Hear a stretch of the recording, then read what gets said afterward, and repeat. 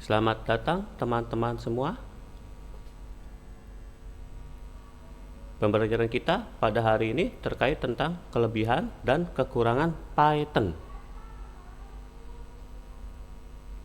Agenda kita pada hari ini ada kelebihan Python dan kekurangan Python. Kelebihan Python. Beberapa kelebihan Python. Yang pertama, mudah dipelajari dan dipahami. Maksudnya di sini adalah Python memiliki sintaks yang mudah dipahami, membuatnya cocok untuk pemula dan pengembang yang baru memulai. Yang kedua, kode yang bersih dan rapi. Maksudnya di sini adalah Python mendorong gaya penulisan kode yang bersih dengan indentasi yang konsisten untuk memudahkan pembacaan. Yang ketiga, komunitas yang besar. Maksudnya di sini adalah Python memiliki komunitas yang besar dan aktif, memberikan dukungan, dokumentasi, dan sumber daya yang melimpah. Yang keempat, banyak modul dan library. Maksudnya di sini adalah Python memiliki ekosistem modul dan library yang kaya, mempercepat pengembangan dengan menyediakan alat bawaan untuk berbagai tugas. Yang kelima, cross-platform. Maksudnya di sini adalah Python dapat dijalankan di berbagai platform seperti Windows, macOS, dan Linux, memungkinkan portabilitas aplikasi. Yang keenam, dukungan untuk integrasi. Maksudnya di sini adalah Python dapat dengan mudah diintegrasikan dengan bahasa lain seperti C dan C++ untuk meningkatkan kinerja atau mengakses fitur khusus. Yang ketujuh, pemrograman berorientasi objek. Maksudnya di sini adalah Python mendukung pemrograman berorientasi objek, memfasilitasi pengembangan aplikasi yang modular dan terstruktur. Yang kedelapan, pengolahan memori otomatis. Maksudnya di sini adalah Python menggunakan garbage collection untuk mengulangi memori secara otomatis, mengurangi risiko kebocoran memori. Yang kesembilan, pustaka standar yang kuat. Maksudnya di sini adalah Python dilengkapi dengan pustaka standar yang luas, menyediakan alat untuk tugas-tugas umum tanpa perlu menginstal modul eksternal. Yang ke-10, pembaruan dan pengembangan yang konsisten. Maksudnya di sini adalah Python memiliki siklus pembaruan yang konsisten dan mendasarkan perubahan pada prinsip tidak merusak. Yang ke-11, dukungan untuk pembangunan web. Maksudnya di sini adalah framework seperti Flash dan Django membuatnya mudah untuk membangun aplikasi web menggunakan Python. Yang ke-12, dukungan untuk pengembangan game. Maksudnya di sini adalah Python dapat digunakan untuk pengembangan game dengan menggunakan library seperti Pygame. Yang ke-13, pengembangan rapid prototyping.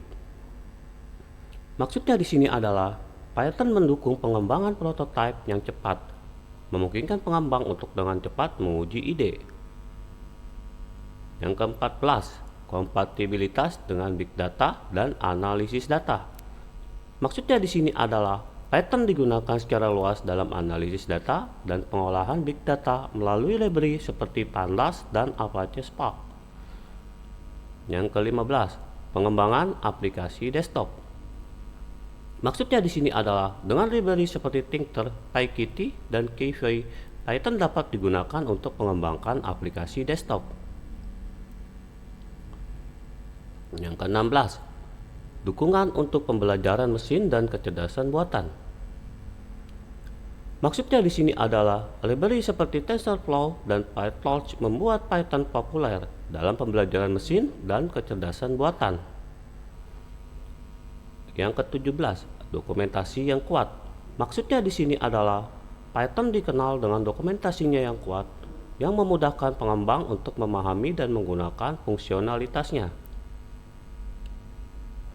Yang ke-18, ekosistem yang berkembang. Maksudnya di sini adalah Python terus berkembang dengan munculnya framework dan library baru untuk memenuhi berbagai kebutuhan pengembangan. Yang ke-19, dukungan untuk pemrograman fungsional. Maksudnya di sini adalah Python mendukung paradigma pemrograman fungsional, memberikan lebih banyak pilihan gaya pengembangan. Yang ke-20, mendukung pengembangan protokol asinkronus. Maksudnya di sini adalah Python 35 dan seterusnya memiliki dukungan bawaan untuk pemrograman asinkron melalui Asyncio. Berikutnya, kekurangan Python. Beberapa kekurangan Python. Yang pertama, kinerja yang tidak optimal.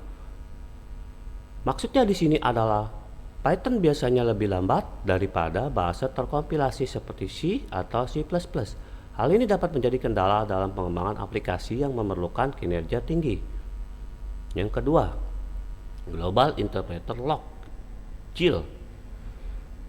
Maksudnya di sini adalah GIL membatasi eksekusi bersamaan pada satu thread dalam proses Python, mempengaruhi kinerja aplikasi yang bergantung pada banyak thread. Yang ketiga, keterbatasan dalam pengembangan mobile.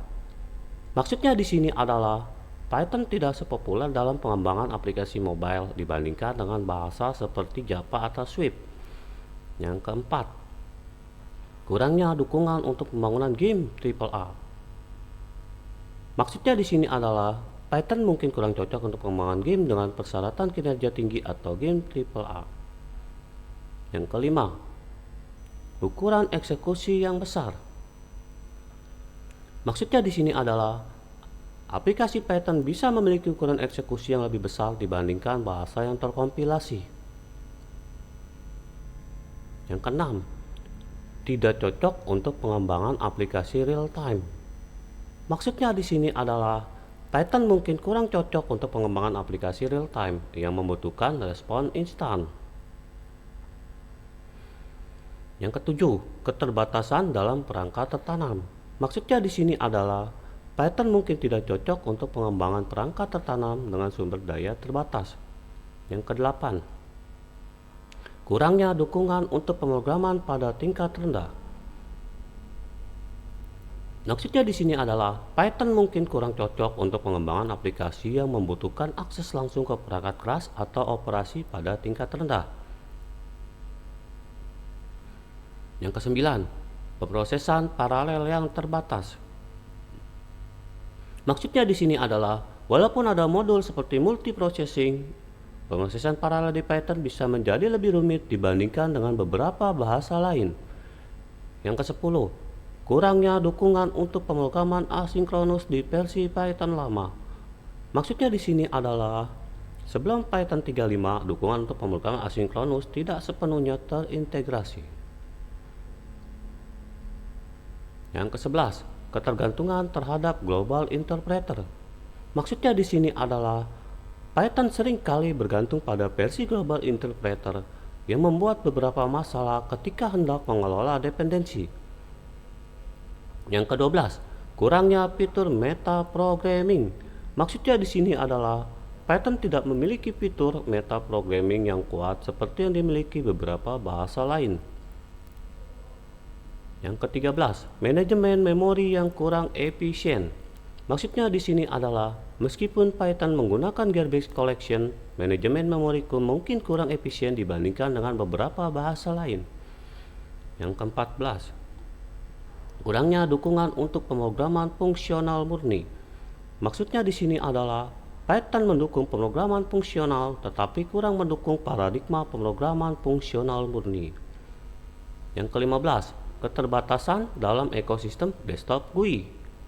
Maksudnya di sini adalah pilihan library untuk pembuatan aplikasi desktop GUI dengan Python tidak sebanyak yang dimiliki oleh beberapa bahasa lain. Yang ke-16, kurangnya keamanan di level rendah.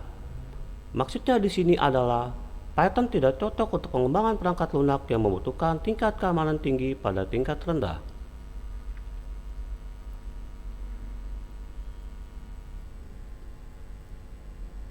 Yang ke-17, tidak dapat menyembunyikan implementasi pada pengembangan aplikasi tersebar. Maksudnya di sini adalah Python mungkin kurang sesuai untuk pengembangan aplikasi terdistribusi di mana perlu menyembunyikan implementasi tertentu. Yang ke-18, tidak mendukung overloading operator secara penuh. Maksudnya di sini adalah Python tidak mendukung operator overloading secara penuh seperti beberapa bahasa lain. Yang ke-19, pembaruan versi yang berpotensi merusak kompatibilitas. Maksudnya di sini adalah pembaruan Python ke versi yang lebih tinggi kadang-kadang dapat merusak kompatibilitas dengan kode yang ada. Yang ke-20, kurangnya standarisasi dalam pembangunan aplikasi web. Maksudnya di sini adalah terdapat beberapa framework web populer seperti Django dan Flash, tetapi kurangnya standar menyebabkan variasi dalam pendekatan pengembangan aplikasi web.